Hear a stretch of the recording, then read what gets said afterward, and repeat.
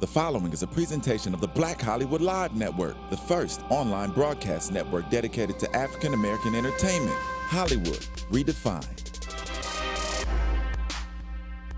From Los Angeles, California, streaming live thanks to Akamai Technologies, this is Black Hollywood Live, Breaking Into, featuring in-depth interviews with today's most influential entertainment figures, highlighting their tips, tricks, and techniques on breaking into the entertainment industry. You're listening to Black Hollywood Live.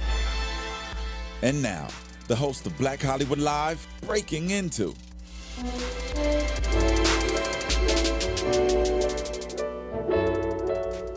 It's a good one. The world needs now is love, sweet That's love. right, we do. Oh, man. Thank you, Dion. We totally need that. Welcome to Black Hollywood Live's Breaking Into. I'm your host, James Lott Jr., and you can follow me at Black Hope LA on Twitter. It's BLAKHOPA on Twitter, and James Lott Jr. everywhere else. I'm easy. My guest today, I'm very excited to have him here today. He's somebody I've admired for years. Many of you know him from his soap work on General Hospital, but he's much more than that. He's also a success coach, and he has a great Periscope. I actually follow your Periscope stuff. It's really fun. He takes his show on the road doing speaking engagements. He's all about whole health and spirituality. He also is on the soap The Bay. Some of you guys do watch that show too. And he has a radio show, Réal Andrews. Hey, how are you? Good, how are you? Very good. See the applause. Thank you. I love it. I mean, yeah, 'cause you have a diverse career. Thank you. Yes, it's good. Well, you know, there's so much that I want to do. It's funny you say diverse, because just like yesterday, 2 days ago, I was sitting down with my coach. Yes. Because we all gotta have Yeah, coaches, I have right? one too. Yeah. It's important. And he was like, Réal, you're like here. You Yes. want to help. So we need to read in here. And it's true, because you can only do so much. But yeah, right now I got the radio show, I got Yes. the fishing team, I got this Yes. and that. And And folks, an exclusive, he will be joining Days of Our Lives. yes, I'm very excited Later about on in that. the year. That's all we can tell you right now. But you watch Dishin' Days, we'll tell you more about that on Sundays. We'll tell you more about You that. heard but it here kind of first. Second. Second, Here yes. in a second. I mean, no, it's funny because I'm the same way. As many of my people know out here that I'm a life coach also, certified life coach. And I'm a life coach, organizer, radio host, TV producer, TV host. I mean, I do a bunch of things too, and I have to watch myself and kind of trim the fat and really kind of focus on things. You do them well, first of all. Thank you. Maybe this is why we have this salt and pepper thing yes. going on, right? That's our sign of stress, because I don't usually have facial hair, Yeah. but I'm getting ready for a movie I got coming Okay. up. So that's Gonna see a movie, just, hello. Just in case they're thinking, what is up with that? But I'm going to be playing this role of a guy who's, down and out. He needs a liver transplant, and because it's not really coming, he turns into an alcoholic. Oh, my God. And it was funny when I auditioned for the role, because back in the day, like, most of us do, I Yes. stumbled, I fell, I actually Yes. fell deep into that Yes. valley of Yeah. death in Hollywood. And so Yeah. when I walked into the audition, I said to the producers, I spent 7 years preparing for this role. Wow. And after I finished the audition, they said, you really did spend Yeah, they're 7 like, years. you got it. I said, yeah, I got this one down. Right. You brought some realism into that audition, didn't you? Yeah, exactly. Well, good. Before we get any deeper, how is auditioning for you after all these years? I mean, how is it for you? It's interesting, James, because since I've been working with my life coach, and now because I walked away from acting for a while. I know you did. Right? I mean, Yeah. I wasn't feeling it, and if you're not in it Yes. to win it, you can't just play in that. No, that's game, very right? true. So it's too competitive, and so I just moved on. But literally, like about 4 months ago, I think, maybe 4 months, I just had that feeling. I woke up. I said, you know what? I was being called to act again. Didn't know why. I'm at the point in my life now, I'm really about being obedient. When he says, move, I move. Yes, He right. said, it's time for you to act again. Yeah. I reached out to a good buddy of mine, Tim Abel, Okay. from Soldiers of Fortune. I said, hey, would Oh, you okay. mind making an introduction? Yeah. He did. I walked in. I was prepared to go out there and do the whole auditioning, Yeah. meeting different agents. Yeah. She walked in, Deborah Manners, just Okay. down the road here, and she said, let's do this. In her, let's do this, in her New York voice. And I was like, okay. And then Days of Our Life came, Yeah. and these things. So, but to answer your question, this time around, it's amazing. because I'm not coming from an ego point of view. Very I'm coming good. from a spirit point of view. So my motives are totally different. You know what I'm saying? Yes, you know I what do. I'm saying? Yeah, I do. So when I walk in there, I've already decided why I'm there, what I'm going to do, and I just roll in there and do it, and you just take Right. over the room. So it's awesome. Yeah, I'm it's sure. awesome. No, I'm to sure. answer your question. Yeah, I'm sure. It's more of like, well, you know, whatever's going to be will be. Let me come in and do the work I'm supposed to do. Right. Which frees you up just to be, one of the things my coach, give him props because I love him, Alex Rubina. Please. He said to me was, you need to just be. You are here right now because this is exactly where you're supposed to be, and these people aren't getting to see the little kid that I know that people love about you. Because we were, before it was coming from a place of I gotta do it right. I hope they like me. I mean, what is trying to figure out what they want, just owning the part. Going in and not trying to impress them, just be the part, have fun with it, go and take care of business, get out. And I do another thing, which I started a while back, even before that, is when I do my audition, I show up. I show up camera ready. I'm off the book. Okay. I'm totally ready to go. That's just the way I roll. Okay.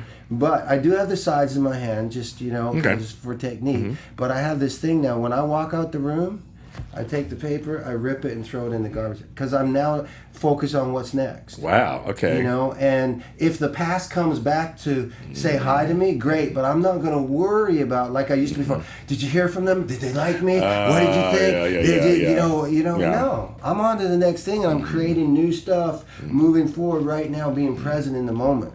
You have a good point. I'm all about being present. And I was just telling you a little bit but before the show, I got to meet a legend that I've admired for years, Alonzo Williams. And I was telling him, because they were like, James, you seem so giddy. And I said, I got to the point now I can be giddy even at this age because I'm present. Yes. I'm so excited to be in this presence of somebody that I've admired and saw in concert 30 years ago. And it's a full circle moment for me. And it's like, because I'm present and accounted for, I can actually be giddy and be excited like a little kid, and it's okay. Well, and you hit it, the little kid, because when you're not being giddy, what are we being? We're being ego-driven. Oh, well, let's be cool. I can't let them know that I'm excited about, No. But when you're a kid, right, we don't have all of those things. So it's funny that you say be the little kid. And back in the day, I don't know why, but I'm bringing it back into my life. When I did one of my first movies, I was actually an extra on Space Hunter 3D with Molly Ringwald. Oh, okay. And I came up with this saying. It said, "Why grow up when you can make movies?" And and you can take that. Why grow up when you can be a life coach? Yes. Why grow up? Because many of us have this mindset. I gotta go to work. I gotta go to the gym. No, you get to go to work. Yes. You get to go to the gym. Yes. When you have that flip to switch, Yes. it's amazing. Yes. I think you just, again, you're hitting, you guys are going to be a coach-filled show today, because I'm telling you, because you're just hitting it for me. I always tell people, because I live in gratitude every day. I just really do. Once I flipped that a few years ago, about 40, when I turned 40, it kind of happened. Where I was like, I am the luckiest person on earth that I get to do blank. That I get to have. I took 6 months off. I worked a corporate job. I was done. Took 6 months off. I was like, I am just so fortunate. I get to take 6 months off and do whatever I wanted for those 6 months. That's fortunate. I get to do this show. I get to talk to you. I learned once that switch flips, it does change your perspective. Yeah. It does free you when you let go of all the other trappings that people are saying, like, oh, I got that job today, and oh my God, it's just so busy. And I'm like, just once you get rid of all that, there are people who are not busy. There are people who are looking for jobs, right? That wish they were busy. Exactly. There are folks who wish they were in our position. They wish they were with us. Right. They were doing what we're doing. Maybe they can't get there. Maybe they're afraid to, which is our job, of course, to help. Yeah, to help them believe in themselves. Yes, again. that's what we do. That's what we do. Yeah. So I love when you said that, because it was. Once that flipped for me, it became freeing. Because the outcome, I'm not worried about that anymore, right? That's the thing. Don't worry about the outcome, right? It's more about just changing your mind, the results in the present, and you're moving forward, right? Right. Because as we all know, and I know you know this concept, but I love to put it out there, right? This right here, right? This is you and me right here in the present. Let's get your logo out there. There you go. We are right here in this present. Yes. Right here is the past. Yeah. It's gone, right? And this is something I've learned from my coach as well. It's gone. We all agree on that. Yes. It's gone. We can't get that No, back. So can't. why worry about that, right? Can't do anything but about a it. lot of people think about the present, right? But really, if this is tomorrow, right? Now you and me are there tomorrow. Where are we? In the present. In the present.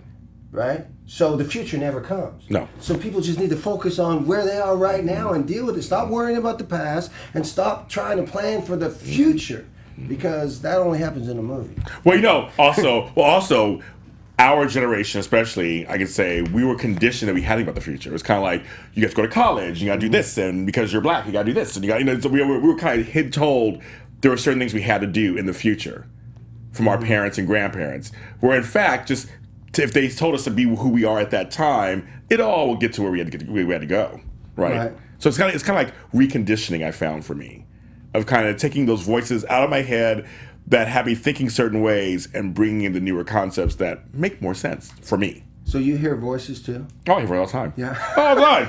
I used to think I was crazy before I started, but that's the voice that we need to hear. No. What you need to get good at, is deciding which voice is the one, because you all hear them, right? You're not crazy. No. You get this feeling, your heart tells you what to do, right? Then you start to think about it too much, you talk yourself out of it. And then how many times do you go, man, I should have listened to my gut instinct? Because once you get in the head and start thinking about it, it's not the right decision. You know, you can, I got this person here and this person here talking, just listen to the heart. I had an actual, my gut was hurting for a couple of months. I tell the story in other shows I've done where my stomach was hurting. I didn't know why. I didn't think I knew. Consciously I didn't know why. Unconsciously I did know, but I didn't know why. And once I started making decisions about my life, it stopped hurting. I mean, like the next day, once I made that major decision to quit that job that I hated, it stopped hurting. You just trusted in it and just went with it. It was just like, trust your gut. Right. Like, literally, I had to trust my gut. My gut was like, James Lott Jr., get out, start changing your life. Get out of your way. Get out of your way. Right. Stop worrying about stuff you can't control, right? Right, we all talk about that, right? Too many people worry about things that you can't control. I mean, I used to have crazy road rage. Oh, yes. Right? But as we were talking a little earlier, the first thing that I started working on with my coach was taking that target, as he calls it, where people could tag me. Yes. We call it, do you call it tagging? Yeah. Right? He said, we need to get this to this, and not even that. So we were doing that. Woo! Yes, the Matrix. The Matrix. And it's what I'll never forget. I was driving my kids to school one day, and you know, they're so used to the way Dad usually rolls, and this person cut me off, and I just kind of like, and they were like, Dad, that thing is really working for you, because usually I'd be like, are you kidding? Right, exactly. Beep, beep, beep, beep, beep. Yeah, right. Like, for what, right? So Right. now you just laugh at it. You just roll with it, like, okay. Yeah, I heard a phrase that changed my life. It was on Oprah years ago and really did shift everything for me into focus, because my coach and I, one of the things for me was that, but I was really honest with these people. I told them how I felt, and they still didn't react the way I wanted them to, that kind of thing.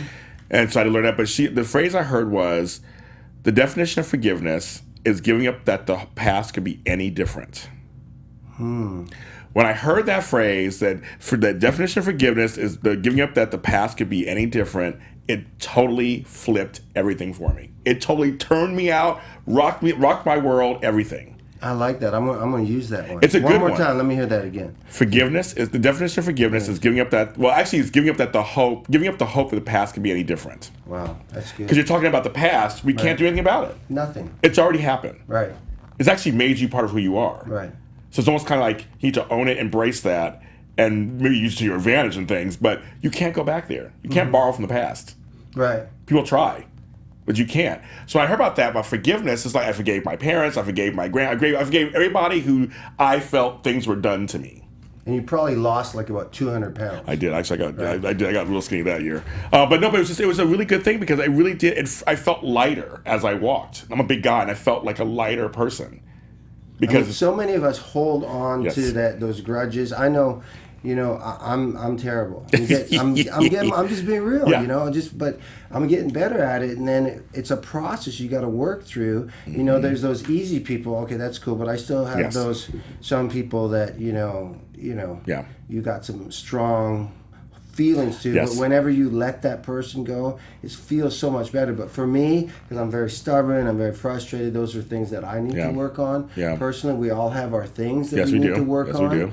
You know, actually on my radio show yesterday, we were talking about dysfunctional people, which is most of us. Yeah, that's right? most of But it, yeah. people see that as such a, you know, my coach was saying they see that as such a negative connotation, but that's the difference between people like you who've got your own shows, you're getting things done, you know, people that are, you know, I come from a small town in North Vancouver, BC, where everybody told me, when I became an actor back in 81, that was just when Mario Van Peebles and his father were breaking in, the NAACP made a bunch of noise and saying you need to get more color in film, so there wasn't a lot of us. So what are you, crazy? There's no work for African Americans, don't waste your time. Not even, but that fueled me. Okay, less than 3% of the population make a living. Well, I'm going to be part of that 3%. But most people aren't willing to do the work. No. You know, here's a saying for you. Check this out. Somebody said this to me. Success shows up in overalls and it looks like hard work. See, most people don't want to do the hard work. I like that. Yeah, I love that too. Somebody said that to me. I was like, "Ooh, I love that." I just got a picture. Yeah. That's what success looks like. It looks like it shows up in overalls, but it looks like hard work. Yeah. And most people don't want to do it. Right. They don't want to do the hard work. They don't. I mean, you know, you probably same with you, right? I was a struggling actor for what? I want to say 20-something years. You know, struggling. Oh yeah. And then all of a sudden, you're an overnight success. And hey, can you introduce me to your agent? Hey, can you get me in the film? Hey, can you? You know what? They just want to use your... Oh, or how about this? I love this. Oh, it's easy for you, James, because you're light-skinned. Or it's easy for you because you know... So, really? Right. Let me tell you about my easy I'm still life. black. Yeah, right? I mean, hello. or I still got gray hair. I mean, or whatever it is, right? I still got that going on, right? Yeah, I hear it all the time too. Like, well, or you're really friendly. That's why you could get away with stuff. I'm like, well, I don't have the secret. I mean, right. Well, why don't you try to be friendly? Exactly. Right. And I think for you, did you not find me growing up? I found actually it was like I got it from both ends. Being light skinned, okay, it's like, you know, the Caucasian people that were racist or they weren't having me. No, they weren't. The African Americans who were dark skinned weren't having me because you got to. So it was like, okay, well, what am I then? Who am I? What do I attach to? So I got it from both ends. I got the thing is you'll laugh at this one. I don't think of you as black. Right. And when I was younger, I took at first because my naiveness, I thought, oh, they're accepting me for being just James. Oh my God, it's great. I got a little older. I was like, wait a minute, what is your concept of black? Am I the good Negro? Like, what does that mean? Like, what does that mean? It was a really weird thing. I had an epiphany one day just going, that doesn't sound right. Well, no, what I just mean is that... What does that mean? Yeah. Yeah. And no one could explain it to me more than just, I just think of you as James. Like, no, you have an idea of what black is. And then, of course, the black folks are like, well, James, you talk very vanilla. You talk white. What is talking white? What is that? What does that mean? What is that? And that was a popular thing in the 70s and the 80s. As a kid, I was a kid in the 70s. It was a popular thing. I'm just like, but I mean, I speak well, I know how to spell, I speak well. Yeah, I can get down and talk, the lingo I need to in certain situations, but I'm at school.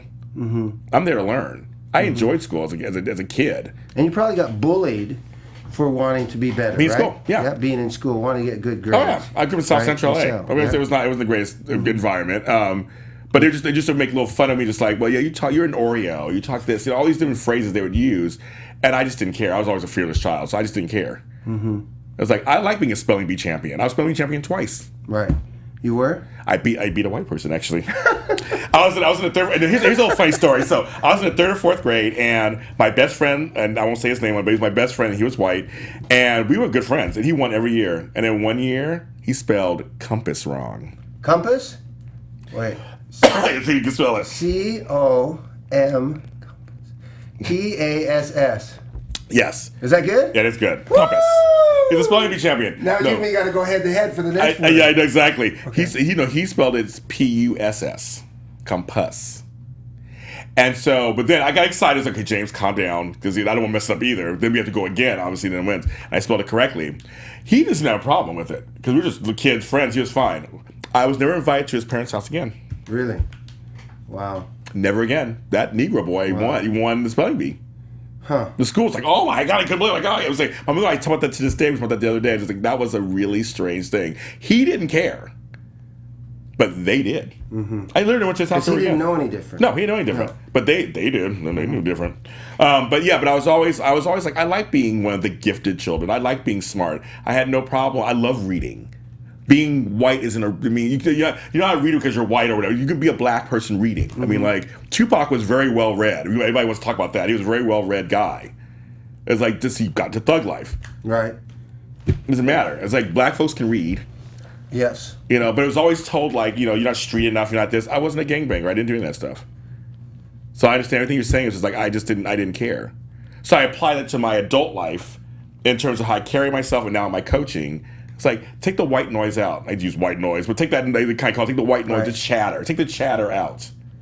And let's focus on from getting point A to B. There's no color. That's what we need to get back to. Yes. It's crazy right now. I mean, it really is. And I mean, I don't know. Yeah, no. I'm like, this Donald Trump guy, he scares me, dude. Yeah, me too. He's scary. I mean, he's just... talk about dysfunctional, and I don't care. I'm gonna get up and say it. Yes. I might be one of the 1%. I'm not following that guy. Yes. He's an idiot. Yes. Seriously. Yeah. Well, I get it. Just plain. I mean, just pandering to everybody's fears and things and these people are buying into. Like, he actually, did you hear that? He actually said, he said, I could go into Times Square, shoot somebody, and still get elected president. Is he like out of his mind right now?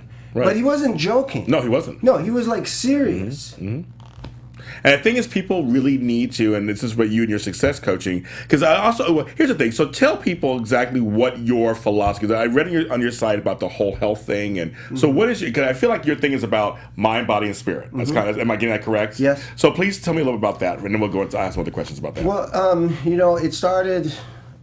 I've been a trainer, a physical trainer, since I was about 16. Okay. I started getting into that. And, I've owned 3 of my own gyms. And so I'm really, really big about, health, nutrition, being, we got to take care of our body and stuff like that. So that's always been a big thing that I've been passionate about. Along the way, I started to realize as I got older that my gift was, because people would come to me to lose weight, to get in shape, primarily most of the time. And then I'd have them do things they never believed they could do before. So I started to go down that road about helping people to believe that they could be everything that they were created to be, and then further down the line, because I, really believe in the whole speaking power through the life of words. And I started to have, I started to have clients come up to me and say, hey, coach, I was doing this bike ride this weekend that I've never done before, and when I was starting to struggle, I heard your voice in my head. So that's how I came up with the 24/7 success coach, because I'm in your head all the time. And recently I teamed up with Alex Urbina because he brings the I kind of say I'm the physical, motivational, inspiration. He's the emotional, spiritual, intellectual. Together we're a great team. So that becomes the mind, body, spirit, because I just think it's so sad. Like, people think that they were just put here just because. Right. And everybody has a gift, but most of them are going to end up, and for me, I'm a believer, so they're going to end up one day, and nobody's going to be crying more tears than our Lord and Savior when he sits there and he puts his hand around James and he says, James, let me show you everything I had planned for you if you just would have walked out in faith and listened to my voice. How sad would that be that you just walk around? And when it really hit home for me, James, was I had a girlfriend back in the day. Up until then, I was petrified of death. I couldn't sleep on my back like this. I couldn't put sheets over my head. If I saw a store that was a grave store or something, I'd walk on the other side. I couldn't go. Oh yeah, I didn't want none of that. So I never went to any funerals. And no, ever. And then one year, maybe 8, not too long ago, about 8 or 9 years ago. No, it had to be more than that. It was before I was married. Okay. Sorry, honey. Sorry, honey. Okay, behind there. Yes. No, it was like 20 years ago. Anyway, seriously, her grandfather died. Okay. And she asked if I would go to the funeral with her. And I said, well, I guess it's time I face my fears. Okay. The only funerals I'd ever been to were on TV. So, Oh, yeah, right. Oh, it's, yeah, it's right. the big thing. Everybody's there. The cast is there. Yeah, everybody's saying great things and all this. So that's my vision of a funeral. And this gentleman was 87 years old.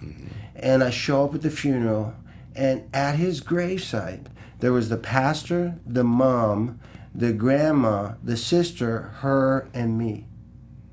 And I remember standing there. It was at the graveyard behind NBC, that big Jewish one. Oh, okay. Right? Yeah. And I remember standing there at the top of the hill, and it almost became surreal to me.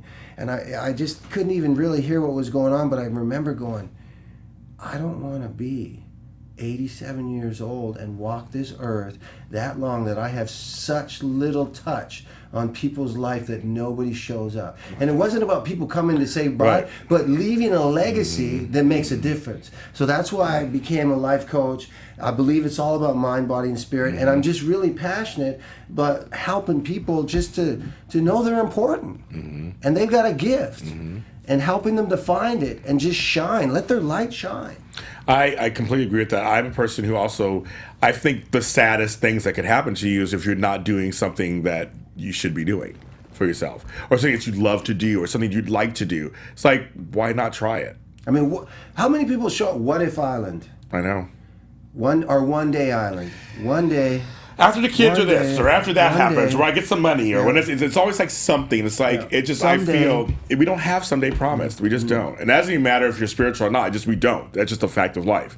We could leave this room and that's it. You know, who knows? But so why are you putting it off? It's like you're doing a disservice to yourself when you're not doing what you want to be doing. I say it all the time to my clients. And a lot of, and me too, a lot of my, and I see them, when they look, and I get it because they're not at the same level as me and stuff like that, but that's the way I roll. People wonder why I got so much things I'm doing, why I don't sleep, why I'm going, because when I wake up and I look around and I'm like, okay, I'm here. I'm like, I got one more day. One more. That's how I look at it. I got another day. Thank you, Lord. Put my feet on the ground, and I go like this could be my last day, and I'm going to do it with excellence. Why? Because it's got my signature on. So, if I walk out this door, I'm not ready, Lord. Yeah. But if you want to take me, but if I do walk out this Right. door, I want to show up in a way that James will go, hey, what a cool guy. That was a great guy. Not like, what a butthead, dude. That guy was like, you know what? So I always tell people, just do it with excellence. Why? Because it's got your signature on it. That's true. I like that. It's true. I mean, the thing is just, I just feel like there's room for everybody. I don't subscribe. We're in this business where it's always the one slot for everybody. I don't believe in one slot.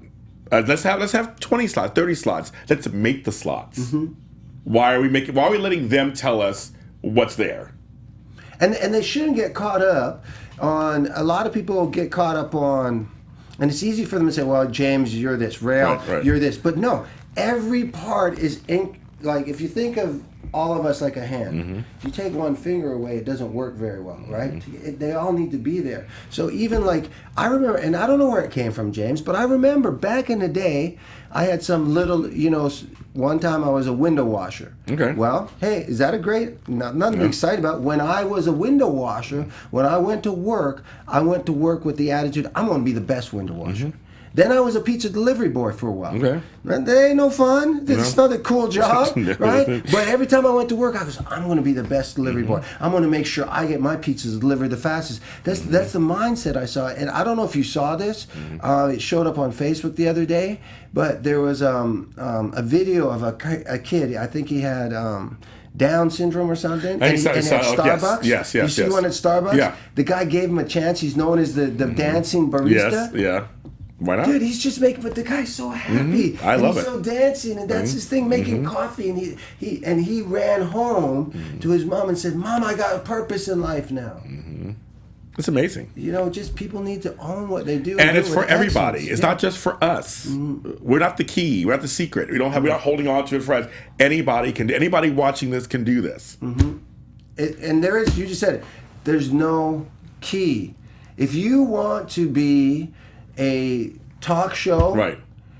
go and Google James follow him, be a stalker, Yes. and see what he did. Right. And follow in his paths. If you want to Right. be a successful real estate person, go follow somebody you admire. If you want to be a successful husband or a wife, go find a family that you admire them from Yes. afar. Yes. Now, be careful, because if you get too close, you might find out inside of their own four Yeah, walls, a few things, it's not yes. so perfect, Yes, but there are a few that's part of the things. process. Right, it's part of the process. Yeah. And that's actually sometimes that's good too. Yeah, because you learned it. What do you learn there? You learn that nobody's perfect. Nobody's perfect. There's no such thing as perfection. And also, you learn, like I always say, I always tell people who are afraid to get in relationships, 'cause I do coach people with that too sometimes. I'm like, but no, sometimes you can only learn things about yourself in a relationship. You can only learn certain things on your own, but there's some things that you can really take away when you're in a relationship, good and bad. Well, I say there's nothing bad. To me, it's always good stuff. It may be just not as positive, but it's always good stuff. Yeah. So take that chance, get in a relationship, do it, and you'll find out what's going on with yourself. All successful people what?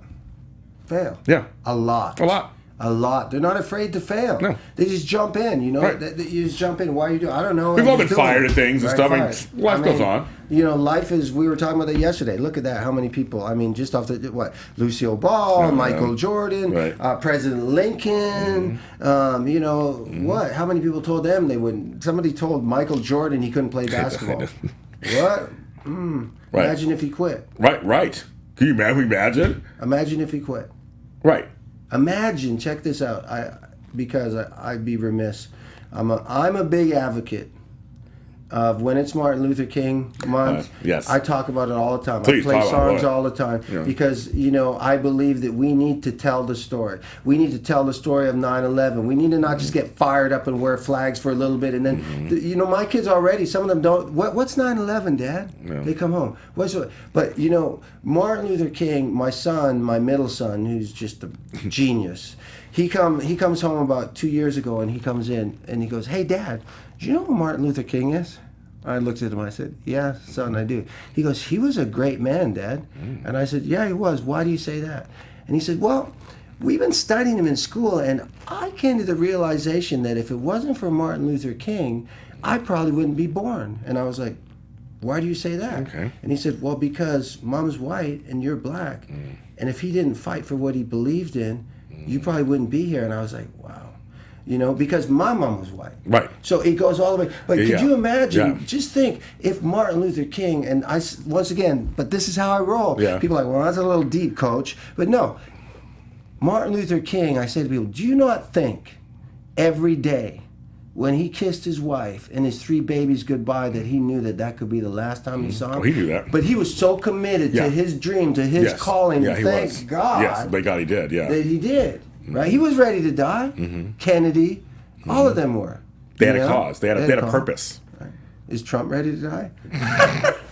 Did he say that on my show? Oh my God! yes. He said he could get shot. Yes, he could. He said he right? could. He did I'm say just that. saying. I think. Oh my God! Yeah. I always tell people there's 2 things that I believe in, and one is I believe in the village mentality. We as African Americans, the African part, we come from a village mentality that we have lost here in America in many cases. We don't celebrate our elders. We don't go visit, the people who have done stuff before us. And I always tell people that I carry on my shoulders my ancestry. That's nice. But it's not heavy. No. It's not heavy.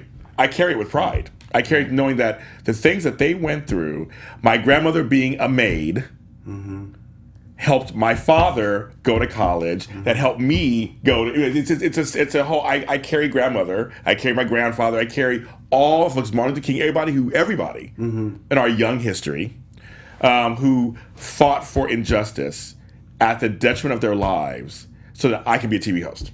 I love that. You know, check that. This is something I do, and it's around the same boat that you do. When I'm teaching a class and I'm trying to motivate them, because my classes ain't no joke. So I really challenge them. My students are awesome. Good. You know, anybody who survives one of my classes, I'm just like, woo, Yeah, little boot camps. woo. That's right.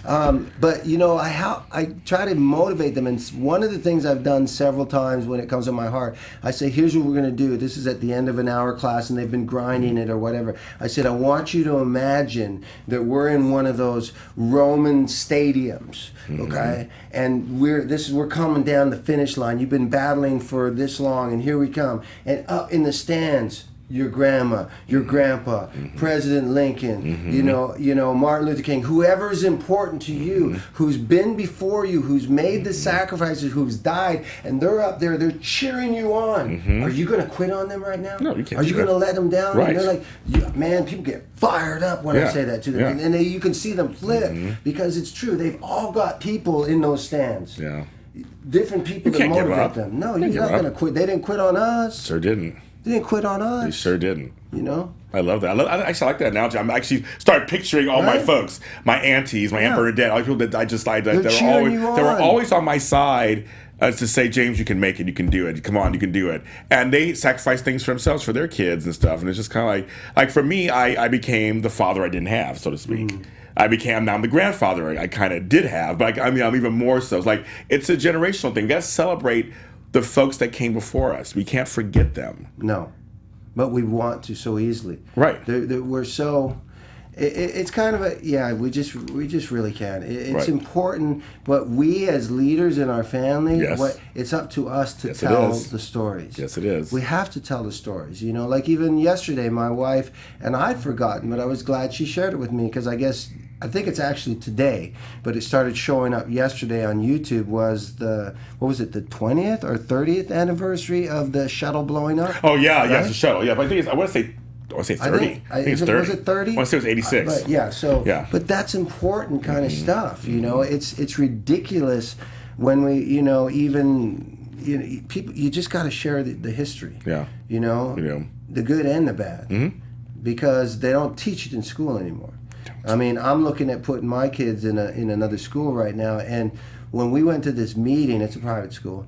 We went to this meeting. Because I'm not, and I'm going to get more. I'm not the active person in this school. That's my wife's role. Okay. She's amazing. She works on the homework. Dad, can you help? No, you're like, no. I don't know what that is even, right? So but I'm going to take more of an active role because I was blown away.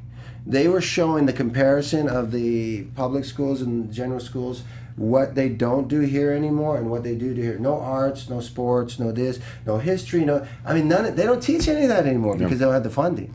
Well, here's the thing. I had a guest on my show here, Jalen Jones, who's 15-year-old. He's doing fitness for kids. Wow. And he told me, I was his first interview, and it was kind of fun, a good kid. But he said to me, he goes, half the schools don't have PE programs anymore. Or they have PE. They have more than half. Or they have a PE class, but nothing really goes on. No. It's a hangout. No, because, and they've asked me and my wife, we volunteered in our kids' school. Check this out. So they asked us, hey, because they don't have teachers, will you volunteer for the school program? We said, sure, no problem. Yeah. So we go in there the first day. First and foremost, they don't even show up in PE clothes. Right, so they come in class. So we did something. I think we made them do. I'm not even exaggerating, James. I think we made them maybe jog 2 laps to warm up. Had them maybe do I don't know, maybe 20 jumping jacks, some push-ups or something. Nothing too much, and then they played dodgeball or a baseball thing. And we got over 25 emails from the parents. You're trying to kill my kid. Oh my God! Yeah, no, seriously. Like, like it was crazy. And then we got called in and said, you got to tone it down. I said, tone it down? Yeah. I said, from what? Wow. Come from our generation where we played outside till it was dinner time. Right? Come on down. Now it's dinner time. And we play out till it was like 6:30 at night in the summertime. Mom, can I have like my kids, I go outside and play. No, I don't want to. Right. Exactly. I mean, we were playing. That's why I think we were all kind of in shape as kids because we were out there playing all day. Like, I slept hard every night in my bunk bed. I mean, like we played all day. You remember what was it? My big things were hockey with the orange ball. Okay. Right? Okay. Getting your bike, riding your bike, and putting the clothespins with the cards, right? Yes, the bike, yes. Playing hockey cards with the cards that if I had them now I'd be like rich. I remember playing closes with Bobby Hall I didn't keep any of that stuff. Oh my God. I wish I kept half that stuff. I didn't know it was going to be anything later. What? I didn't keep none of that stuff. I kept my records though. I kept my records though. That's one thing I did keep. I got a lot of good records from 70s. The big ones? Oh yeah. Do you know back in the day, it cracked you up. Did you ever do this? So I had a big afro. I had one too. Big. Okay. And I was like a freak about my hair. Okay. But I used to take that big album. Yes. And I'd pick my hair out and I'd take the album and I'd go. Oh, that's so it would funny. get like perfect. perfectly round, and it was like, gosh forbid you touch my hair. Oh, I had my pick. Well, first at my school, Pick in the hair. Well, first they had we call them the cake cutters. So they're actually cake cutters. They were banned from my school. You use as weapons because those are the ones they're the silver ones, and you can just really get in there. And I packed my stuff down. My afro was packed down, and then I got the pick, and I still have the pick actually with the thing on it. Oh my gosh, the wood one! I have one. I got it. I still got it. I have it in a drawer somewhere. I actually ran across it recently. So I do have that one, and he picked the stuff out, he pat it, and he stick it in the back. Yeah. I had every hairstyle on earth actually back in the day, but that was one of them. I did have a fro. I had a fro. I was like the one of Jackson's. I did the dreadlocks. Did you do dreadlocks? That's the one thing I didn't do. Yeah. Oh yeah. I had dreadlocks, and I thought I was like so cool. I was in a reggae band, that's so and funny. I used to like right before we'd get on stage, I'd go soak my head in the sink, get it all full of water, and then I stand up with doing my thing, and I go like this, and all the girls would go because the water would go like that. Oh my god! I had feathered hair. I've had my hair pressed. Yeah. I've had straightened. Oh, I've had high top fade, box cut. I mean, people laugh. I've had just about. I didn't do Jerry curl because my barber told me, well, he goes, you have good hair. You don't want to do that. We don't believe in good hair, obviously, but that's what he told me back in the day. You have good hair, James. Don't you have that mixed race hair, so you don't want to touch it. So I didn't do that. And I wanted to do twisties. I didn't do those. And I wanted to do a straw set, but I didn't do that either. So it's kind of like there were a few I didn't do, but everything else I did the shag, the reverse shag. I mean, I did everything. I used to have it like the straightened hair. Yes. I put all that gel in there, remember? And I this way I'm Yeah, driving. Put my head out the window as I'm driving, so I get that perfect look like that. Yeah. I had blonde hair once, red hair. I didn't go there. I did. I tried everything. For me, it was just hair. As you see, both now we're just doing this, but it was just hair to me. It was like I didn't do much else in other ways. I didn't dress crazy or anything, but the hair was just like it's fun. I have it. I was very blessed to grow it. So I dress crazy. You just crazy. Oh yeah, but I didn't know better. But when I look back, check this out. So I used to roll. Oh my God! I graduated from a class of 1,200. I was the only African American. Oh my God! Yeah. So I'm in an all-white school. I didn't know, but I didn't really know different back then. In Vancouver, my parents didn't bring me up that way. Yeah. It wasn't until I moved to Toronto, where at 18, where I started to know there was a difference. But prior to that, I had no idea. Yeah. But so my mom was dressing me like Mod Squad or something. I used to roll down. I used to have these like velvet bell-bottom pants. I had platform shoes. My dad got me a listen to this. 16-year graduation, my dad gets me a custom-made crushed red velvet suit for grad. Everybody's renting tuxes, and I'm rolling out in this crushed red velvet suit. Okay, Superfly. And feeling, right? And I was rolling too. Like I thought I was bad. And I was like, oh my gosh. I said to my son, I said, hey, you want to use it? He's like, no, Dad. He's like, I want that. No, it's a good costume. Yeah, exactly. I had a 3-piece plaid suit at my junior high school graduation. I was like, from Montgomery Wards. Montgomery Wards. I was proud of that. I paid that with my own credit. I had a credit card in high school. My first credit card was Montgomery Wards. I was like, oh, get me this 3-piece suit. And it was like the vest. And it was just like a burnt orange and brown. Yeah. Nice. Yeah. Nice. And those pictures are out there for everybody. It's kind of crazy. Unfortunately, we're getting close. I mean, it's like we have 10 minutes left or so. Really? But I know because so fast. But so we got to talk about GH a little bit at least, of course, because you were Marcus Taggart on GH. Like basically 20 years ago, you started there. 1996, right? Yeah. I thought today, that was 20 years ago? Like, where'd I go? It really, you know what?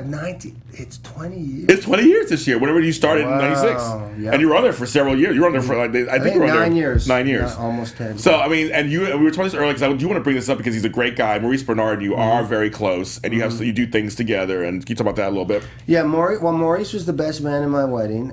We haven't seen each other physically in a while, but Maurice and me have one of those relationships that you know when you can not see somebody for a long time, and then you never miss time. But when I first met Maurice, I was a huge General Hospital fan. And I'll never forget my first day on General Hospital. I was like you. I was like, oh my God. Yes. And then here comes Sonny down the hall, right? Right. And everybody was great to me. And they were like, hey, welcome to the show, everything. And then I go and I see Sonny, and I stuck out my hand to shake his hand. And he pushed it aside, and he said, come here. And he gave me a hug. Wow. And from that moment, we were instant. He was the one who told me he said, you're bipolar, dude. He said, you suffer from depression. And I was like, what are you talking about? He said, dude, I'm Wow, telling you. he knew it. He knew, yeah. And he was the one who first brought and I was in denial. I didn't know. You're like, no, what are you talking about? Yeah. No, I just love lying on the couch for 2 months at a time and not doing anything. I thought that was part of the process. Right, exactly, right. Yes. You know, I thought people just did that. Right, you know? And he's like, no, they don't. No, I thought, that anger management and tantrums I was throwing was normal, right? That's cool, right? He's like, no. No, that's not cool. So we became very close, and he is a great guy. Yeah. We connect on a lot of levels. We're both real, how do you say, disciplined in our craft. Okay. As is Steve Burton. So we just had a Steve lot of Burton. fun together. And recently reconnected. I had him on my show. He did an awesome show, and he's in a really good place now too. I really believe in it. I'm speaking at Maurice because I believe in speaking the power. This is his year. I mean, I truly believe that Maurice is one of the most talented actors I know, but sometimes you get in that soap opera world. I don't know what it is, but he hasn't had his chance for his light to shine. He does amazing in General Hospital, but his time is yet to come. His time is yet to come. And I told him that recently. I said, Maurice, this is your year, dude. Your light is shining. Because we hadn't talked for a long time. And when we connected on the phone, I immediately knew there was a difference. And he said the same about me. But, it was cool. Yeah, he's somebody who is considered an icon, obviously, of daytime. Sure. But I feel like you're right. He's kind of like underrated. Like he's highly popular, but he's not. Yeah, he's just not, almost not celebrated like some of the others. And you know what it is? Here it is. We know it's all about timing. I didn't know this, but my Alex pointed this out to me the other day. I believe with Maurice, it's like this. Did you know that Prince tried to kick off his career, but he was ahead of his time? They weren't ready for him. And then so he was playing the same music, but then he came back later, and it was his time. And so it's his time. Timing is always, and we talk about this in the business. Timing is, people say it's who you know, it's this. I'm like, it is those things, but also it's mainly timing. I mean, it's being at the right place at the right time, or the right person noticing and how you show up. How you show up, right? Are you ready for it, right? If you really believe in that, you're spiritual. But it's all the same. So I know now that it wasn't my time. I wasn't ready, and I certainly showed that. I was taken to the top of the mountain, man. I threw it all away. But no regret. Like you said, I'm not bad in the past, but I see it. I see how it happened and why it happened. And now it's like even all these people that that knew me from 20 years ago, I'm rolling into their offices, I'm running into them, I'm auditioning for them, and they're like, I don't know what you got going on, dude, but I like it. I like that. This person's different. They can feel it. They can feel it. It's a different thing. Now, do people? Because soap fans are very. I mean, they have memories like elephants. Do people come up to you and still say Marcus or Taggart or Marcus? Every day? I believe it. Every day. It's amazing. You could do anything else, of course. Yeah. But soap fans. Well, General Hospital is huge. Yeah. It's funny. I did General Hospital for 9 years, almost from day one, immediately being recognized. And like you say, right? I did some other shows. I did another show for a year. I don't think I've ever been recognized for it. Wow. Ever. Wow. Ever. What? Not even one. Not even, hey, you're... No, but it's like Taggart. They like still to this day. Yeah. And so General Hospital has a huge following, as is Days of Our Lives. Yes. And I'm excited to be part of that. Oh, you're gonna be totally. Once you get on there, they're gonna not forget you either. Yeah. Obviously. And a lot of my old peeps. Yeah. I'm walking down the hall. I'm like, hey, there's Stefan is there. Yes. Maria's there now. Wally's there. Yeah. Yes, he is. So that's right. There's a lot of them there. It's cool. Yeah. That's the good thing about the soap world, because they do kind of rotate people here and there, and it's a little community. And if you decide to stay in it and decide to work in it, you'll see the same people over and over again at some time. And they're talking 20 years later. You'll see them. And it's great. But folks, I told them I was doing an interview with you. They were just like, tell me we said hi and that we really appreciate him. And for the African Americans who I told you, they were like, he's one of the few strong black men we saw on daytime television. Thank you. That didn't want to, the way they wrote you is like you didn't want to compromise your principles. You had a romance with a black woman, which was great to see that, just to have more of that. We don't mind interracial. We love that. You had one of those too. But it's like to see two black people represented in love and dating. There's you and, her name was Dara Jensen on the show. That you guys, she's a great actress too. I know great actress too. But that you guys had a romance. see it on daytime. It's like, oh, black folks do kiss and actually flirt and have a Because good back time. then, when that was happening, I mean, it's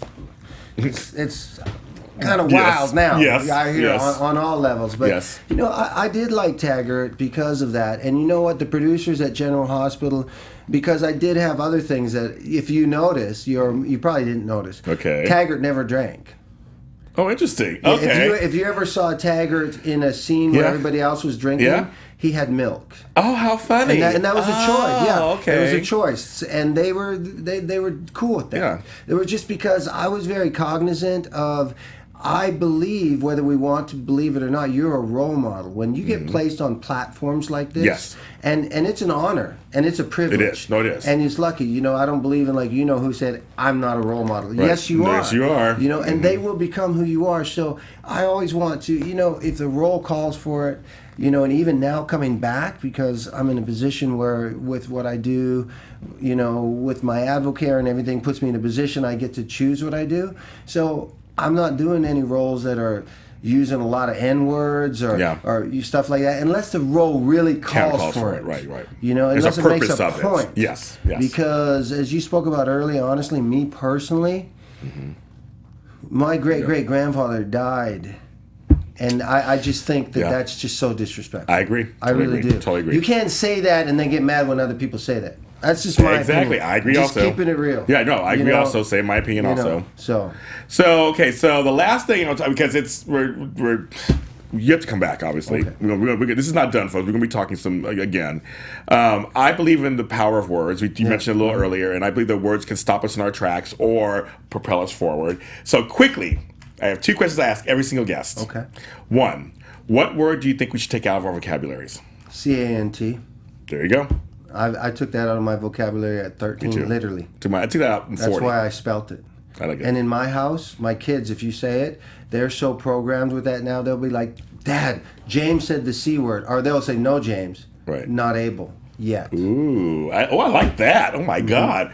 Well, the next question is, what word do you think we should put back into our vocabulary? Bring back Or just put it or add into our vocabulary. People are not saying it or bring it back into our vocabulary. excellence. Ooh, okay. I like that. Yeah. Yeah. I like both of those. Yeah. Excellence and can't. I like the not able to yet. Yeah. Ooh, yeah. I like that. Yeah. Oh my God, Réal, Dream thank you. big. Yeah. Dream big. Thank you very much. so much. Thank you. James. Really. We're going to talk again. Tell folks where they can find you online, social media, everything. You know, the mothership is RéalAndrews.com. I got all my social media there. You can find my radio show there. I'm on Periscope. Everything's at Yes. Réal Andrews. You're going to be finding me soon on Facebook Mentions. Look for that. I'm excited about that. But definitely come to RéalAndrews.com or joincoachreal.com. And it's very easy. It's on there. You can see it. Actually, I'll post another link on my page. I'll post a link on my page so you guys can go there too. Of course, you can follow me on Black Hope LA on Twitter, James Lott Jr. everywhere else. Black Hollywood Live has shows on YouTube, on iTunes. Go ahead and subscribe there and rate us, like us, and check out some other shows. We have some great shows on here like Next and Tech Nerds, all kinds of shows on Black Hollywood Live. And you can watch my other episodes too that I have on here. Thank you so much for watching us, and I'll see you next time.